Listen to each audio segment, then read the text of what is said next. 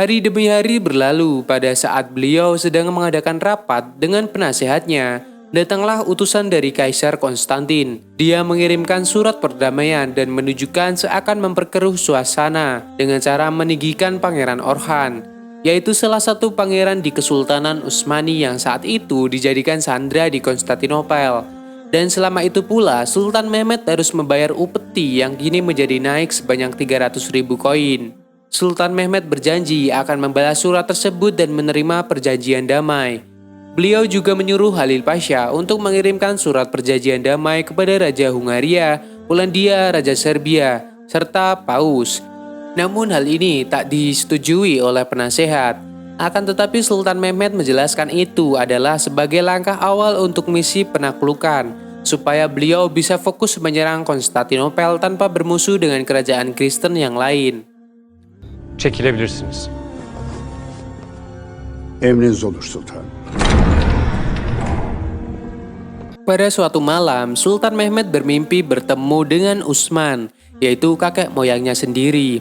Dalam mimpi tersebut, Utsman berpesan bahwa Sultan Mehmedlah yang akan membuat kekaisaran Ottoman menjadi lebih besar, serta beliaulah pemimpin yang telah diramalkan Rasul untuk menaklukkan kota Konstantinopel.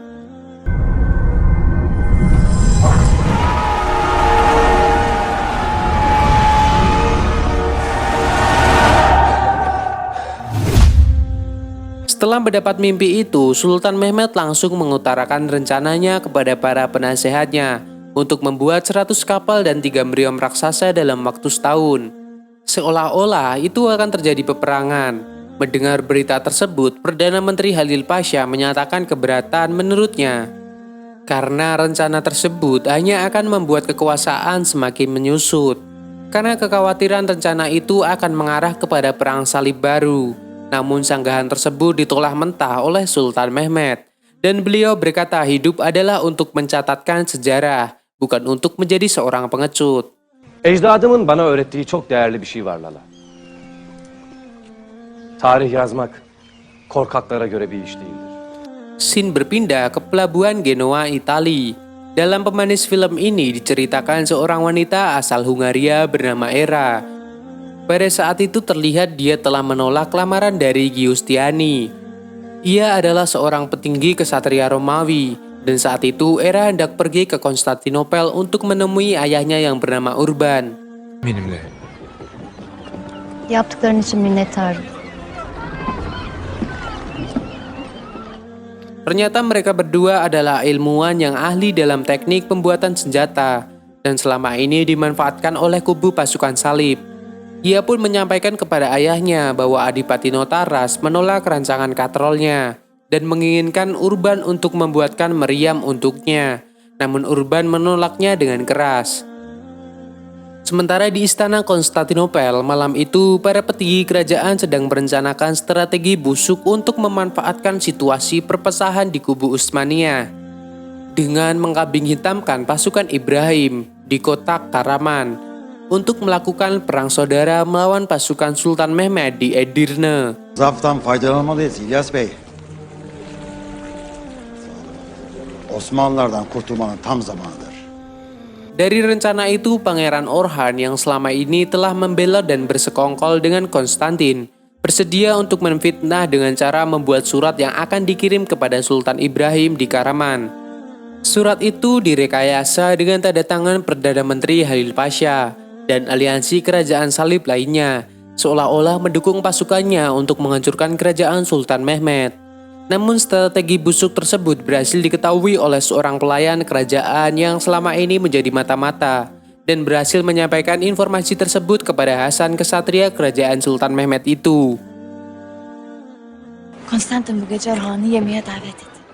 Hingga saat utusan pasukan Konstantinopel sedang dalam perjalanan untuk mengirimkan surat tersebut, dengan gagah beraninya Hasan didampingi sahabatnya berhasil melumpuhkan mereka dan berhasil mendapatkan suratnya.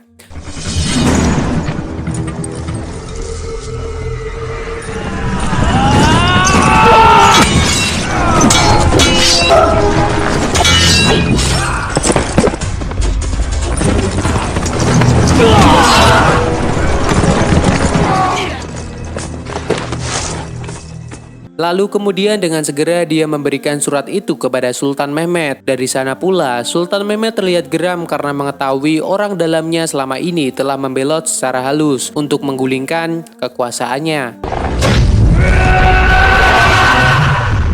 Dari kejadian itu, Ibrahim dari Karaman langsung membatalkan rencana penyerangan melawan Sultan Mehmet itu. Karena mereka telah mengetahui surat persengkokolan itu telah berhasil direbut oleh pihak kerajaan Sultan Mehmet. Lalu dari konflik tersebut, Sultan Ibrahim langsung mengumumkan berita untuk menyerah dan menginginkan perjanjian damai dengan Sultan Mehmet.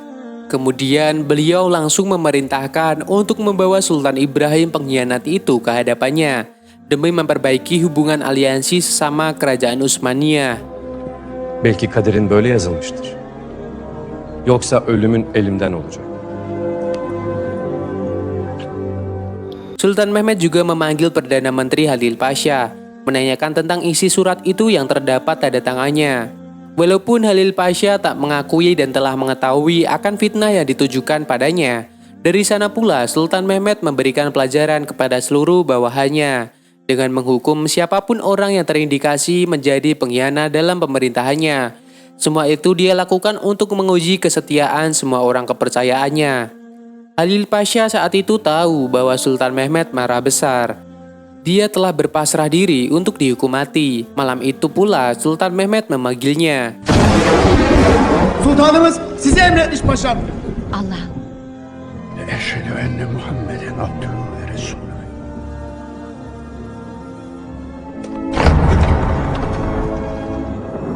Buraya gel. Yaklaş. Dengan terkejutnya saat itu Sultan Mehmet malah meminta pendapatnya untuk memberikan masukan strategi perang dalam rencana ekspedisinya dengan tujuan untuk menginvasi Konstantinopel. Papa'da, Latin devletleri de Şu iki burcun yapımı sana ait olacak. Her halükarda kan dökülecek. Dari pertemuan itu keesokan harinya, Halil Pasha dipercaya untuk memimpin pembangunan benteng yang diberi nama Kastil Romelia di Bogaskesen yang terletak di sebuah bukit di sisi Eropa dari Selat Bosporus dengan tujuan untuk mencegah seluruh bantuan dari Eropa yang menuju Konstantinopel. Keputusan pembangunan benteng itu begitu mendadak dan sangat mengejutkan pihak Konstantinopel.